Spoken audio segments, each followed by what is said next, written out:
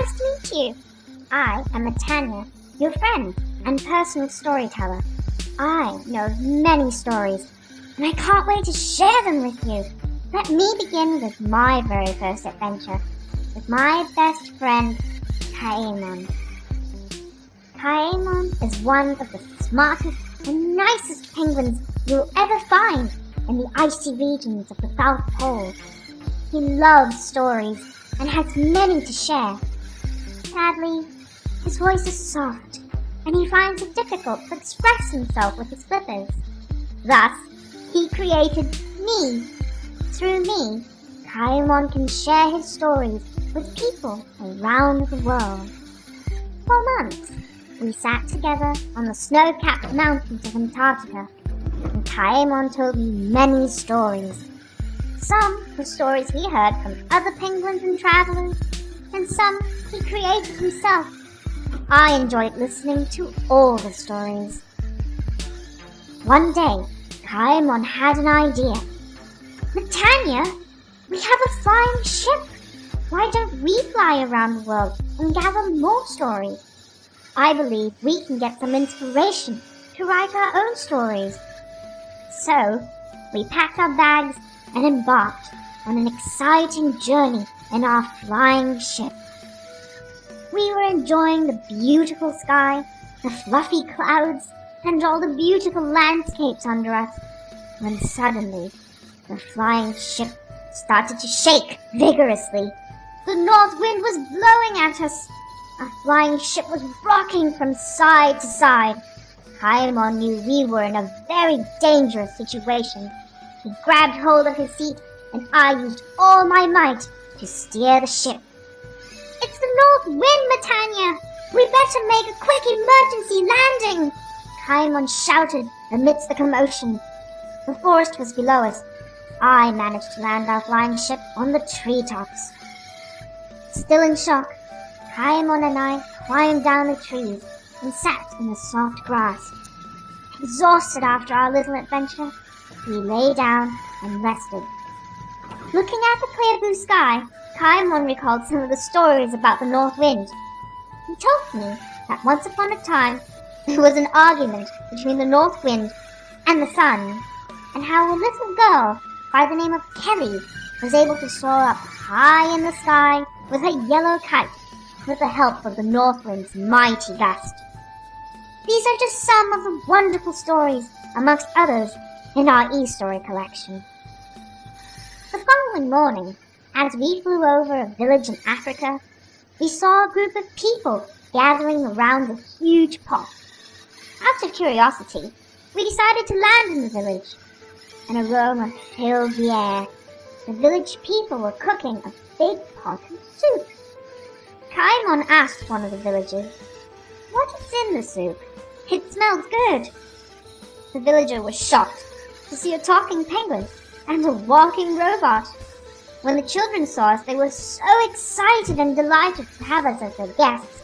They brought us to the village chief. The village chief warmly welcomed us and invited us to join the feast. That night, the village chief shared with us many interesting stories as we sat around the table and enjoyed the feast. Of all the stories, my favorite was stone soup. The next day, we said goodbye to our new friends and continued on our journey. Soon, Kaemon spotted another flying ship and pointed at it, flailing his flippers vigorously. "Hi, I'm Peter. Are you lost?" Peter shouted as loud as he could. "No, we're not. Kaemon got excited when he saw your flying ship. It's just like ours," I replied. "Oh, I got this flying ship from an old wizard. What about yours?" Peter asked. And he shared with us his story of how he won the princess's hand in marriage with the help of his friends. It was really amazing. I wrote it down and named the story Peter's Flying Ship. As we were continuing our adventure, Kaemon saw a giant beside a hill, carrying a banner with the words, "7 with 1 blow." "Look, Tanya," Kaemon said. "I'm sure that giant must have a grand tale to tell." Kaemon was right. He shared an interesting story, about a brave little tailor. On the 4th day of our journey, we met a special singing bird. His beauty caught our attention, and I invited him to join us as we flew across Asia. The bird told us his story about Ma Liang and a magic paintbrush that everything he painted would come to life. "He made me come alive," said the little bird excitedly. "I have been traveling around the world to tell my story. I've gathered many other stories as well to share." We listened to his amazing stories, one after another till nightfall. I recorded all of them into my precious little notebook. It was an unforgettable experience as we fell asleep on our flying ship with the bright blue stars right above us. On the 5th day, we woke up and saw a beautiful city below us.